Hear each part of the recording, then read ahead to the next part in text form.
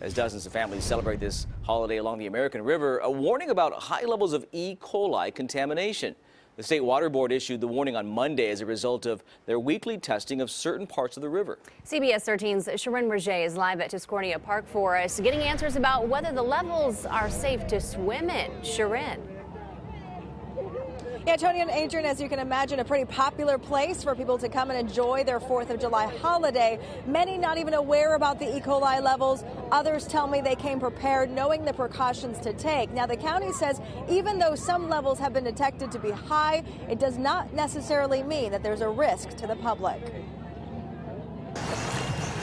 Along certain stretches of the American River, there are potentially harmful levels of E. coli bacteria. The latest tests of water samples near Tiscornia Beach, Discovery Park, Sutter's Landing Park, and Steelhead Creek revealed that E. coli levels are higher than the standards set by the Environmental Protection Agency. According to this new online map that the public can access, the highest E. coli level along the lower American River was recorded this week at Sutter's Landing. They should send out an alert to alert their community, people in Sacramento who come to these parks and pay money to get in, and let us know, send us an alert, because a parent like myself is very concerned. They haven't identified the source of E. coli yet, and there are hundreds of strains of E. coli.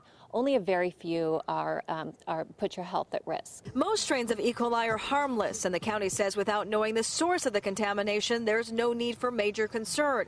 In the last few years, there's been no reports of illness on the river, but they urge visitors to be cautious.